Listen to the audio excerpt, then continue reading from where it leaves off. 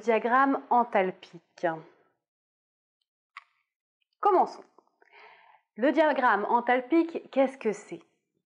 Il s'avère que l'ensemble des fluides, des matières qu'on trouve sur Terre est régi par des équations mathématiques extrêmement complexes. Afin de nous faciliter la tâche, des graphiques vont permettre de voir le comportement d'un fluide lorsqu'il va monter en pression, chuter en pression, absorber la chaleur, céder de la chaleur. Dans notre cas, en énergétique, nous avons besoin de dimensionner des installations qui vont permettre de chauffer ou refroidir des environnements. Donc pour nous, la notion de chaleur est très importante. Nous allons travailler sur des diagrammes enthalpiques. Dans un premier temps, je vais simplement vous expliquer ce qu'est l'enthalpie. L'enthalpie, c'est la quantité de chaleur absorbée ou cédée pour 1 kg de fluide. Qui dit chaleur dit joule. Du coup, l'enthalpie s'exprimera en kilojoules par kilogramme de fluide. On pourra lire sur le diagramme enthalpique les caractéristiques du fluide. Comme nous pouvons le voir, le diagramme affiche dans les ordonnées la pression et en abscisse les enthalpies. Voici un exemple de diagramme enthalpique. Nous voyons en haut à gauche le type de fluide que représente ce diagramme. Dans notre cas, c'est le R718. Savez-vous ce qu'est le R718? Haha, pour ceux qui n'ont pas la réponse, facile. C'est un fluide que vous utilisez tous les jours. Allez, vous avez trouvé? Bon, pour ceux qui n'ont pas trouvé, tant pis. Non, je plaisante. On verra dans quelques minutes à quoi sert ce fluide. Alors, apparaît maintenant un diagramme décomposé en 3 parties. À gauche, vous avez la zone liquide, au milieu, la zone liquide et vapeur, et à droite, la zone vapeur. Les 3 zones sont séparées, comme vous pouvez l'observer, par un trait gras. Pour lire le diagramme, on va prendre ce fluide, le fameux R718, que vous ne connaissez pas. On va le prendre à une température de 20 degrés Celsius et la pression atmosphérique de 1 bar. Cela nous fait un premier point sur le graphique. Donc, la courbe en gras représente les températures du fluide, et à 20 degrés et 1 bar, le fluide est à l'état liquide. Nous l'avons vu précédemment. Maintenant, si nous apportons de la chaleur à ce fluide, le point tracé sur le graphique va se déplacer lentement vers la droite du graphique. Et en se déplaçant, il passe dans un premier temps dans la zone centrale, la zone liquide et vapeur, pour atteindre ensuite la zone vapeur. Donc le fluide s'est évaporé.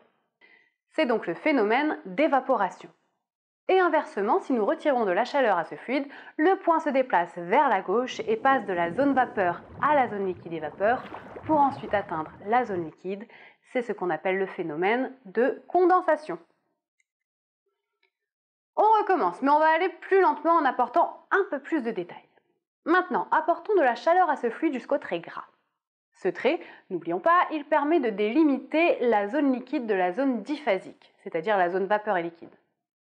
Que se passe-t-il exactement lorsqu'on s'arrête sur cette courbe? Eh bien, la première goutte de vapeur se crée. Alors, j'ai une question à vous poser. Quelle est la température? Allez, je vous laisse quelques secondes là. 4, 3, 2... Bon, allez, la température est de 100 degrés. Un peu plus de pêche, les enfants. Dans la zone centrale, la zone diphasique, si nous apportons de la chaleur à ce fluide, le point se déplace plus ou moins rapidement vers la droite du graphique. Plus on se déplace vers la droite, plus il y a de la vapeur et moins il y a de liquide. On va donc parler à ce titre de vapeur ou de titre en liquide, si on s'arrête dans cette zone pour quantité le pourcentage de liquide et le pourcentage de vapeur. Comme tout à l'heure, on s'arrête sur la zone en gras. C'est le moment où la dernière goutte de liquide s'évapore. Question. À quelle température s'évapore cette dernière goutte de liquide? 3, 2, 1. Bravo à ceux qui ont trouvé. N'hésitez pas à lever la main, même si je ne vois pas.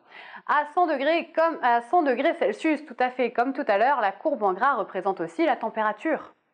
En conclusion, maintenant que je vous ai donné quelques infos sur ce fluide, pouvez-vous me dire à quoi correspond le fluide R718? Allez, un peu d'effort. Qui est-ce qui n'a pas trouvé? Bon, je vous aide un peu. Quel est le fluide que vous utilisez tous les jours et qui s'évapore à 100 degrés? Eh oui, c'est l'eau. Bon, bravo à ceux qui ont trouvé. Envoyez-moi un mail, je vous enverrai une photo dédicacée. Je plaisante. Maintenant que vous savez à peu près lire le diagramme enthalpique, on va corser un peu les choses. Si j'enferme de l'eau dans une cocotte minute et je fais monter la pression à 2 bars, à quelle température l'eau va s'évaporer? J'attends. Je vous laisse le temps de lire le diagramme.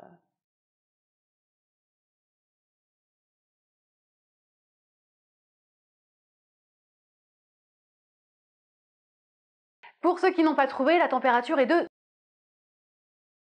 Et inversement maintenant, on tire au vide la cocotte minute pour atteindre une pression de 0,2 bar.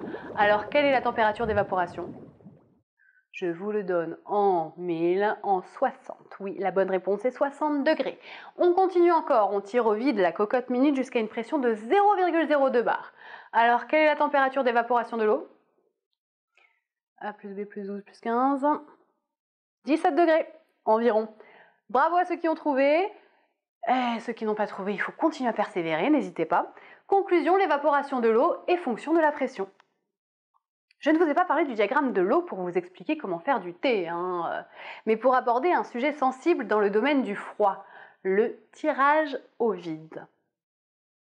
Nous, la grande famille des frigoristes, savons que l'eau, l'humidité est l'ennemi de nos installations. C'est la raison pour laquelle nous devons tirer au vide nos circuits.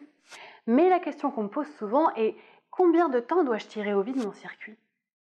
Eh bien, ce n'est pas une question de temps, mais une question de pression à atteindre afin que l'humidité dans vos circuits puisse s'évaporer. C'est la raison pour laquelle je vous parle du diagramme de l'eau. Plus il fait froid, plus je devrais attendre une valeur de vie importante. Plus il fait chaud, plus importante sera la pression à atteindre. Exemple, s'il fait 20 degrés, la pression de vide à atteindre sera de 0,023 bar, soit 23 millibars. S'il fait 30 degrés, la pression de vide à atteindre sera de 44 millibars. S'il fait 10 degrés, la pression de vide à atteindre sera de 12 millibars. Et s'il fait moins 10 degrés, là, il faudra venir en formation au centre de formation IFEN pour qu'on vous explique. Non, je plaisante. Bon, c'est facile, imaginez que vous avez de l'eau à moins 10 degrés, comment le tirer au vide? C'est pas possible, c'est comme si vous vouliez tirer au vide un glaçon. Il faut donc chauffer votre installation frigorifique afin de monter en température l'humidité pour pouvoir tirer au vide correctement votre circuit. Attention pour ceux qui mettent en marche des installations frigorifiques en hiver, avec un mauvais tirage au vide, vous risquez de boucher vos détendeurs. Les fluides frigorigènes, ils existent en très grand nombre. Voici une liste non exhaustive. On retiendra évidemment le R12, le R11, ils sont interdits depuis un petit moment. Je voulais parler du R134A, du R404A, R410A et R405C. 407C. Voilà, ce fluide. Avec la réglementation FGAZ, F-gaz, nous allons de plus en plus travailler avec les fluides comme le CO2, le R600, le R600A, le R290, le R32, le HFO 1334YF, le HFO 1234ZE, et je vous conseille vivement de vous inscrire à nos modules de formation concernant ces nouveaux fluides. Revenons sur le diagramme enthalpique. Afin de lire la température dans les différentes zones, il suffira de suivre le trait comme nous pouvons le voir sur le graphique.